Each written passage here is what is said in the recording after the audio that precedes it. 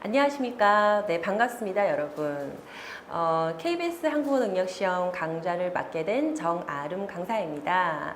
자, 네, 오늘부터 여러분들과 함께 열심히 한 달 동안 달려가 보도록 하겠는데요. 네, 저도 많이 설레고 여러분들 빨리 만나 뵙고 싶습니다. 자, 제가 만든 커리큘럼을 일단 오늘 소개를 해드리고, 그리고 이 시험이 어떻게 치러지는지, 이 시험의 성격과, 그리고 우리는 그러면 이 시험을 어떻게 공부를 해야 되는지, 학습 방법, 네, 그리고 이 강좌가 어떻게 구성되어 있는지, 네, 이런 것들을 안내해 드리도록 하겠습니다. 자, 제가 만든 이 커리큘럼의 제목은 매한공입니다. 매한공. 자, 이 매라는 말에는요, 매일, 매일이라는 의미가 들어 있습니다. 자, 그리고 한이라는 것은 하루에 1시간, 네, 그리고 그것을 한 달, 그러면 한국어 능력 시험을 칠 수 있다는 겁니다. 자, 그리고 마지막에 공이라는 것은 하루에 1시간, 그리고 한 달 동안 공부를 해서 이 시험을 공략하자라는 뜻입니다. 여러분들이 이 오리엔테이션을 들으실 때 먼저 사이트를 들어가셔서요. 네, 홈페이지를 들어가셔서 제 강좌에 그 교환을 출력하는 부분으로 들어가셔서 이렇게 네, 저처럼 출력을 하셔가지고 가지고 계시면 되고요. 그리고 이제 매번 수업 때마다 교환이 있으니까 거기에 맞는 교환을 출력을 하셔서 함께 보시면서 공부를 하시면 되겠습니다. 이게 이제 교재가 되겠죠. 네, 물론 여러분들께 무료로 다 제공해 드리는 거고요. 네, 제가 심혈을 기울여서 열심히 만든 교환들입니다. 자, 하루에 1시간을 투자를 하시면 됩니다. 하루에 1시간이라고 함은 네, 60분을 말하는 거겠죠. 자, 이 60분을 50분과 네, 10분으로 나누는 거죠. 50분 동안 여러분들께서는 두 강좌를 들으실 수 있습니다. 한 강좌에 20분 내지 25분으로 되어 있어요. 그래서 분량이 조금 많은 내용의 경우에는 27분, 28분으로 넘어가는 것들도 있지만 네, 평균적으로 25분 정도가 되고 그러면 50분 동안 대략 두 강좌는 끝내실 수 있습니다. 그렇게 해서 하루에 두 강의를 들으시고 그리고 10분 동안 복습을 하시는 거죠. 네.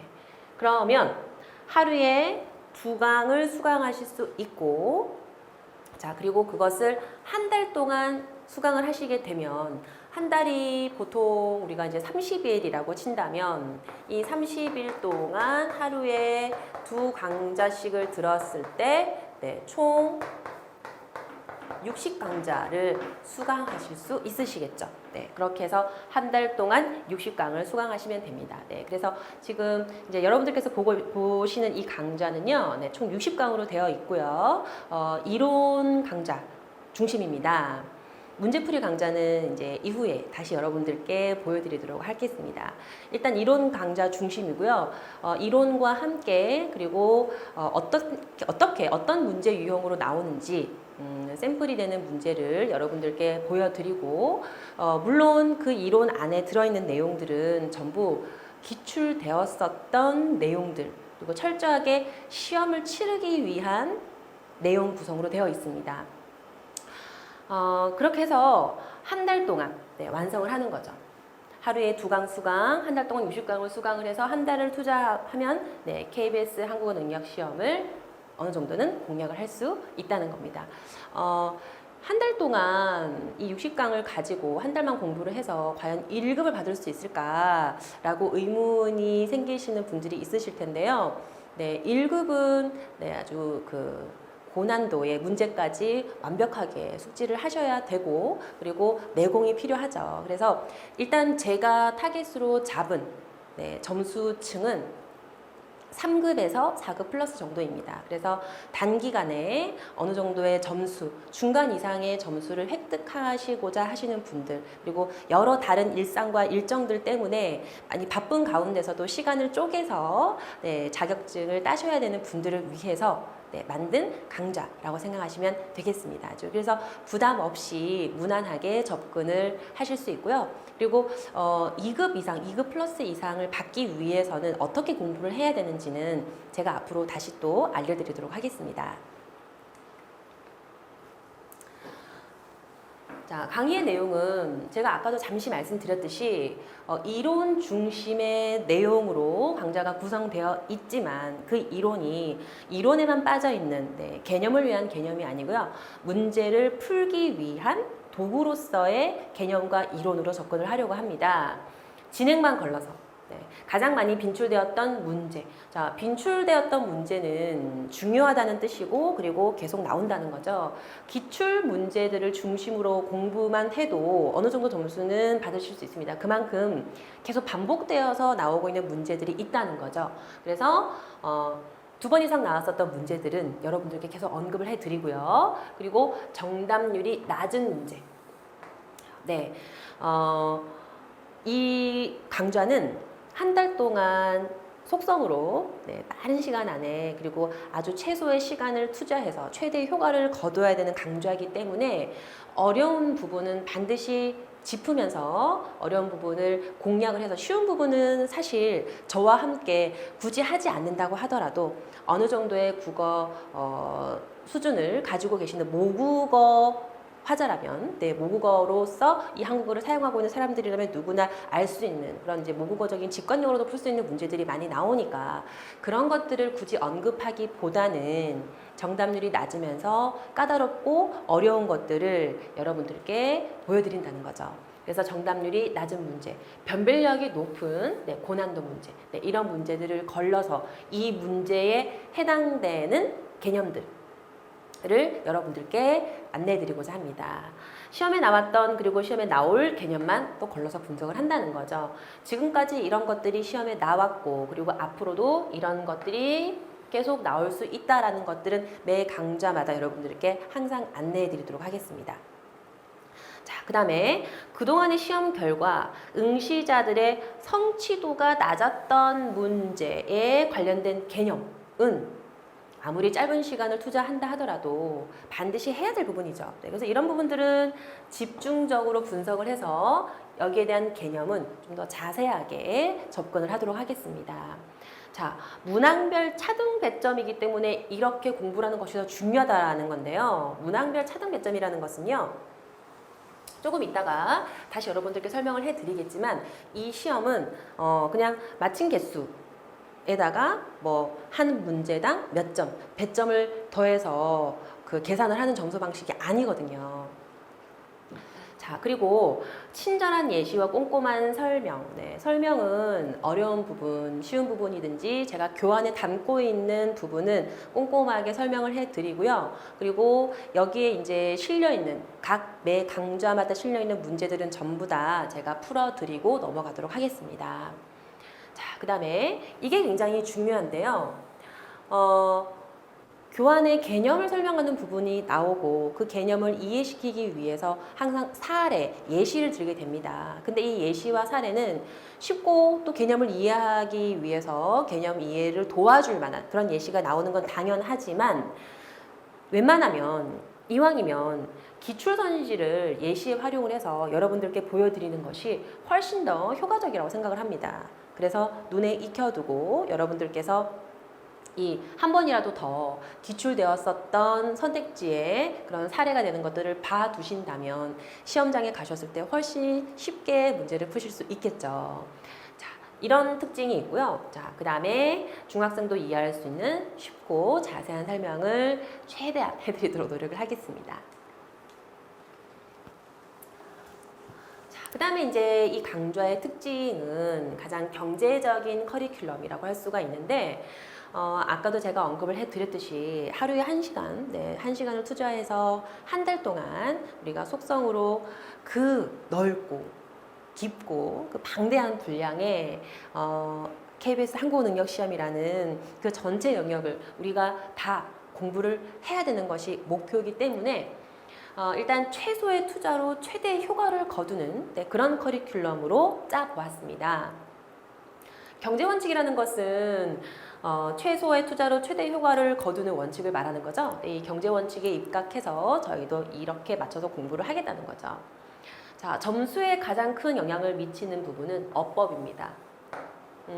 어법 외에 다른 영역들은 물론 어휘들도 낯선 어휘들이 물론 시험에 나오긴 하지만 독해 문제라든지 듣기 문제 이런 것들은 무난하고 쉽습니다. 뭐 고등학교 1학년 정도 수준이 되면 누구나 다 맞힐 수 있는 문제들이거든요. 그런데 어법이 가장 변별력이 높고 그만큼 이제 수험생들의 점수가 많이 좌지우지되는 부분이라는 거죠. 네, 그래서 어법은 보통 23%까지도 정답률이 떨어지는 경우가 있고 50% 이상 넘어가는 경우가 별로 없다. 그래서 수험생들이 가장 어려워하는 이 영역을 우리는 거꾸로 가장 먼저 시작을 한다는 거죠. 자, 이게 무슨 말이냐면요. KBS 항공능력시험 강좌는 정말 많죠. 시중에 책도 많이 나와 있고요. 여러분들 한 번쯤 준비를 하시기 위해서 서점에도 가보셨을 것이고, 그리고 이제 여러 강좌들도 한번 검색을 해 보셨을 텐데, 대부분 교재가 굉장히 두껍습니다. 네, 그리고 제일 처음에 어휘부터 시작합니다. 왜냐하면 시험 문제의 순서가 처음에 이제 어휘부터 나오기 때문에 첫 단원부터 어휘부터 시작을 하는 경우가 많죠. 근데 어휘라고 하는 것은 여러분들도 아시겠지만 굉장히 범위가 넓죠. 어디에서 나올지 모르죠. 물론 기출 문제에서 또 이제 여전히 반복돼서 나오는 것들도 있지만 사실 굉장히 방대한 분량입니다. 그래서 그 앞부분의 어휘를 하다가 지쳐서 진을 다 빼고 처음에 야심차게 준비했었던 우리의 결심이 흐지부지 되는 경우가 많죠. 저도 그런 작심삼일 유형의 한 사람이라고 생각을 하는데 뭔가 하나를 시작을 하려고 마음을 딱 먹었을 때 그게 아주 꾸준히 그게 완전히 완결될 때까지 끝까지 한결같은 마음과 신념으로 가기란 쉽지가 않죠. 중간에 어떤 계기가 있지 않으면요. 그래서 여러분들께서도 이 길고 긴 한 달이 어떻게 보면은 굉장히 길 수도 있고 또 60강이라고 하면은 굉장히 힘겹게 버겁게 느껴지시죠. 그래서 처음 출발 부분에서 물론 가볍게 시작하는 것도 좋겠지만 좀 무거운 부분을 처음부터 시작함으로써 야심차게 시작했었던 처음의 결심대로 이 처음 어려운 부분을 처음에 공략을 좀 해놓으면 한결 마음도 가볍고 그리고 중간에 공부를 하다가 좀 중단되는 한이 있더라도 끝까지 완강을 하지 못하고 중간에 중단이 된다 하더라도 어법 부분을 일단 먼저 해놓았기 때문에 변별력이 가장 높으면서 정답률이 가장 낮은 그래서 이 부분에 점수를 획득을 했을 때 전체 수험생들 중에서 상대평가를 한다고 하면 전체 수험생들 중에서 어느 정도 중간 이상은 갈 수 있는 점수를 그래도 초반에 확보를 해두는 것이 훨씬 좋다는 생각을 제가 했습니다. 그래서 이렇게 커리를 짰다는 거죠. 어법부터 먼저 공부를 하는 커리큘럼으로 짰다는 거죠. 그래서 이 부분을 다른 영역보다 먼저 정리를 해놓으면 시작할 때 힘찼던 각오가 마지막까지 가지 못하고 그리고 어떤 사정에 의해서 공부를 하다가 중단한다 하더라도 우리는 이미 앞부분, 처음 시작 부분에 아주 무겁고 힘겨운 어법을 먼저 정리를 했기 때문에 시험장에 가셔서 시험을 친다 하더라도 충분히 다른 사람들보다 훨씬 더 많은 문제를 맞출 수 있다는 거죠.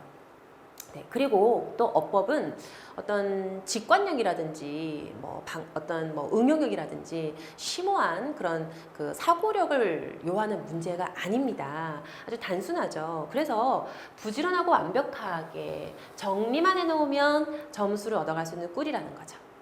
그래서 어법을 저와 함께 먼저 하도록 하겠습니다. 자, 그 다음에 어휘인데요. 어휘는 아까 제가 굉장히 범위가 넓다. 해야 될 그 부분이 많고 종류도 다양하고 아주 또 방대합니다. 그래서 이 많은 양의 어휘를 어휘 시간을 따로 정해서 제가 교환을 여러분들께 드리고 쭉 이 부분을 외우세요 라고 하기보다는 어법 강좌가 끝나고 난 그 다음 단원의 강좌부터 매일 수업을 할 때마다 제가 5개 내지 6개의 중요한 어휘, 관련된 어휘, 테마를 정해서 그 테마별로 어휘들의 그룹을 만들어서 매일매일 하루 어휘를 하도록 하겠습니다. 여러분들 교환을 다 출력을 해보시면 아실 거예요. 처음에 하루 어휘를 하고 시작을 하거든요. 그래서 매일 일정량을 조금씩 꾸준히 반복적으로 보다 보면 이게 바로 어휘 공부죠. 여러분들 뭐 영어 단어 외우는 거랑 똑같아요. 하루 이틀 날을 잡아가지고 왕창 외운다고 해서 그게 내 머릿속에 남고 오래가는 것이 아니죠. 그래서 나의 그 어휘 영역은 매일매일 조금씩 해서 나의 어휘량을 늘린다라고 생각을 하시면 되겠습니다. 자, 이제 출제 방식을 설명을 해드리도록 하겠습니다. 여러분들이 출력하신 오리엔테이션 교환에 2페이지에 있고요. 이렇게 출력을 하셔서 함께 보시면 되겠습니다. 자, 출제 방식은 전부 객관식이죠. 객관식이고 백문항입니다.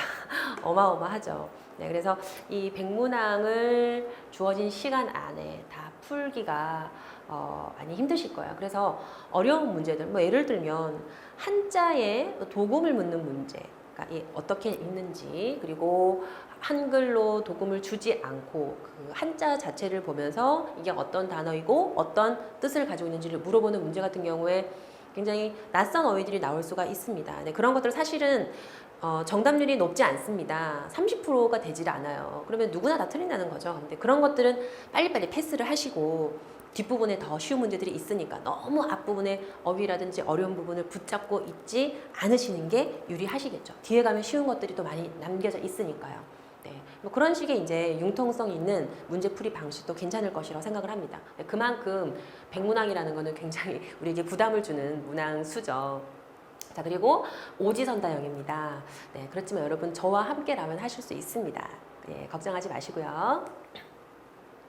자, 그리고 990점 만점입니다. 네, 1000점 만점이 아니라 990점 만점입니다. 자, 그리고 아까 제가 잠시 문항별 차등 배점이 있기 때문에 더더욱 어려운 부분을 공략하는 것이 중요하다라고 말씀을 드렸는데, 이 문항별 차등 배점이라는 것은 어떤 문제는 똑같은 3점짜리, 똑같은 2점짜리라고 하더라도 등급이 다르게 나올 수 있게끔 특별한 어떤 시스템이 있어요.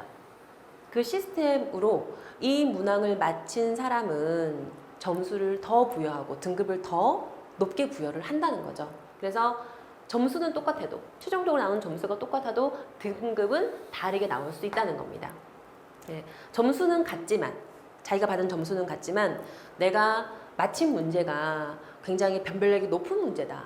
그러면 그 사람은 더 높은 등급을 다른 사람보다 받을 수 있다는 거죠. 네, 그런 특허 등록된 등급 부여 시스템에 맞춰서 자신의 점수가 나오게 됩니다. 자, 그리고 등급은 4+까지 국가공인 자격이 발급이 되고, 등급은 4- 등급까지 나오지만 자격증은 4+까지 자격증이 나옵니다. 이제 그 4등급 밑으로는 이제 무급으로 급수가 나오지 않게 되는 거죠. 네, 유효기간은 2년입니다. 제가 목표로 하고 있는 것은 한 달 동안 저와 함께 공부를 하면 이 정도의 등급은 무난하게 받으실 수 있으실 겁니다. 자, 그리고 이제 1등급과 2등급 플러스는 조금 더 국어 문화라든지 그다음에 어휘 이런 부분을 조금 더 깊고, 그리고 시간을 좀 더 투자를 해서 공부를 하시면 될 것 같아요. 다음에 심화 강좌에서 저와 또 만나서 1등급을 위한, 1급을 위한 공부를 저와 함께 해보셨으면 좋겠습니다. 자, 평가 영역을 보도록 하겠습니다. 자, 제일 먼저 이제 듣기 말하기가 나오죠. 듣기 말하기는 말을 한다는 것은 실제로 만나서 상대방한테 말을 해야지만 말하기의 영역이 제대로 되어 있는지를 평가를 할 수가 있는데, 이 말하기 영역도 듣는 문항으로 출제를 해서 1번부터 15번까지는 이 말하기의 영역도 듣고 문제를 푸는 방식으로 출제가 됩니다. 총 15문항이고요. 아주 평이한 수준으로 나옵니다. 여러분들 뭐 거의 틀리시지 않으실 거예요. 자, 그 다음에 어휘가 있죠. 제가 아까 말씀드렸던 어휘. 전체 100문항 중에서 15문제가 나오면 15%니까 결코 뭐 적은 양은 아니죠. 그리고 이것은 저와 함께 하루 어휘를 통해서 정리를 해 나가자. 걱정하지 말아라고 말씀드렸습니다. 자, 그 다음에 어법. 어법도 역시 15문항이고 31번부터 시작을 합니다. 그렇지만 저와 함께 공부를 할 때는 어법부터 먼저 공부를 하도록 하겠습니다. 자, 그 다음에 쓰기. 자, 쓰기는 실제로 장문의 능력이 있는지를 평가하는 문제겠죠. 그런데 주관식으로 나오는 것이 아니라 서술형으로 나오는 것이 아니라 객관식으로 쓰기의 과정을 충실하게 이행을 할 수 있고 그리고 쓰기를 할 때 필요한 그러한 요소들을 갖추고 있는지를 물어보는 문제가 나옵니다. 결국 쓰기 문제도 독해 문제라고 할 수가 있습니다. 네, 전체의 틀 안에 벗어나지 않는, 전체의 틀에서 벗어나지 않는 통일성을 갖춘 그러한 제대로 된 선택지를 찾으면 되기 때문에 결국 독해와 일맥상통한다고 보시면 되겠습니다. 자, 5문제가 나오죠. 자, 그 다음에 이제 창안이라는 것이 있는데 아주 재미있고 쉬운 문제입니다. 그림을 주거나 표를 주거나 뭐 어떤 여러 가지 도표를 주거나 어떤 자료를 주면서 자, 이것을 보고 우리가 생각해낼 수 있는 창안해낼 수 있는 말이 무엇일까를 찾는 문제죠. 네, 그래서 뭐 시각 자료로는 주로 포스터라든지 또는 공익 광고 이런 것들이 나오기도 합니다. 자, 그리고 가장 문항수가 많은 비문학이 나오죠. 네, 비문학, 이 읽기 영역은요, 텍스트를 주고 그 텍스트를 읽은 다음에 거기에 들어있는 핵심 정보를 찾아서 문제를 푸는 거죠. 네, 그래서 이 비문학은 말 그대로 이제 문학이 아니라는 거죠. 그래서 철학 영역, 사회 영역, 경제 영역, 뭐 과학 영역, 예술 영역 이런 다양한 영역에서 글들이 출제가 됩니다. 그 다음에 이제 비문학 다음에 이제 문학이 나오겠죠. 네, 문학. 여러분들이 뭐 다 아시는 소설, 그 다음에 시, 수필 이런 것들이 나오고요. 현대 문학 위주로 나오니까 고전 문학 우리가 이제 학교 다닐 때 배웠었던 고전 문학에 나오는 그런 어려운 고어들이 나오지 않을까 걱정하지 않으셔도 됩니다.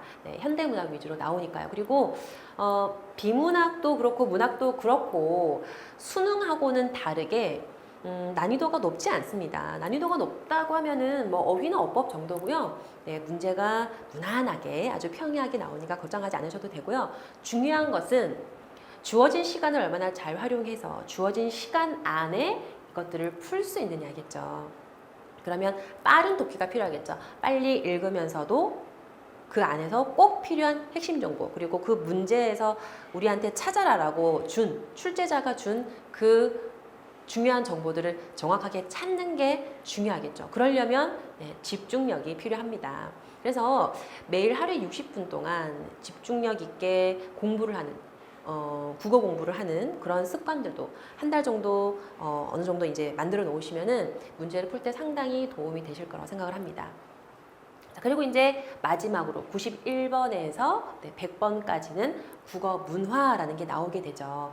이 국어 문화라는 것은 국어학개론을 기본적으로 생각을 하시면 됩니다.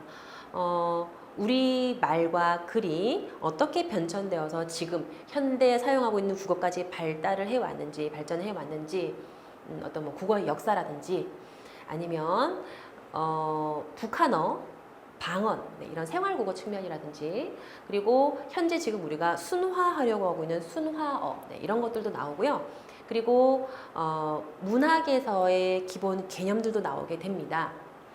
그리고 시대를 거쳐서 우리 문학의 역사들도 나오게 되는 거죠. 그런 전반적인 것들이 국어 문화라고 생각하시면 되겠습니다. 1급이나 2급 플러스 정도를 준비를 하고 계신 분이라면 이 부분도 좀 깊이 있게 공부를 하시는 것이 필요하겠죠. 그래서 저는 이 국어 문화 부분은 꼭 필요한 부분은 당연히 다루겠지만 더 깊이 들어가고 더 전문적으로 들어가지는 않고요. 이 전체적인 영역을 한 달 안에 아우르면서 공부를 할 수 있는 그러한 방향으로 이제 초점을 맞춰서 진행을 하도록 합니다. 자, 시험 시간 궁금하셨죠? 도대체 100문제를 몇 분 동안 풀어야 하는가?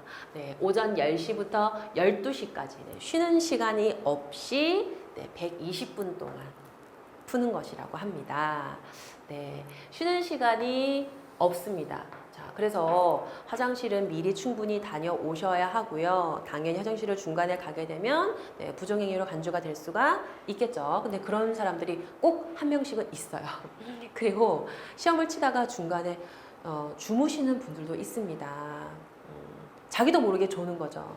그런 분들이 꼭 있더라고요. 그래서 고도의 집중력과 평소에 진득하니 최소 100분 이상은 앉아서 우리말로 된 그 글자라고 하는 소위 한글이라고 되어 있는 이러한 문자를 읽고 그 다음에 생각하고 문제를 풀어나가는 이런 습관들이 훈련이 되는 게 되게 좋을 것 같아요. 그래서 최소 한 달이라도 저와 함께 매일 꾸준히 1시간씩 국어 공부를 하는 것도 상당히 도움이 많이 되는 거죠. 한 번에 날을 잡아가지고 뭐 주말에 몰아서 공부를 한다 이런 것들보다는 시간을 쪼개서 하루 24시간 중에 1시간을 투자를 하셔서 매일 꾸준히 공부를 하시는 게 훨씬 더 여러분들께 도움이 됩니다. 왜냐고요? 네, 2시간 동안 우리가 시험을 쳐야 되기 때문이죠. 쉬는 시간이 없이요. 자, 이제 두 파트로 나뉘어지게 돼서 듣기 말하기를 25분 동안 먼저 보게 되고요. 그 다음에 이제 나머지 영역, 제가 아까 말씀드렸었던 어법, 그다음에 뭐 어휘, 그다음에 독해 영역 이런 것들을 나머지 95분 동안, 그래서 총 120분 동안 풀게 됩니다. 자, 시험의 활용. 여러분들께서도 당연히 다 여기에 해당되시기 때문에 저와 함께 공부를 하시는 거겠죠? 이 시험 활용은 제가 이렇게 간단하게 적어놔서 그렇지 사실 구체적으로 적으면 A4지 2장 정도는 됩니다. 굉장히 다양하게 활용이 되고 있습니다. 자, 그래서 여러분들 저와 함께 오늘부터 열심히 시작을 했으면 좋겠고요. 그리고 너무 걱정하지 않으셔도 됩니다. 그리고 가볍게 저와 재미있게 한 달 동안 열심히 공부를 해서요. 모두 다 여러분들께서 원하시는 점수를 받아 가셨으면 좋겠습니다. 자, 이상으로 오리엔테이션을 마치고요. 1강에서 다시 뵙겠습니다. 고생 많으셨습니다.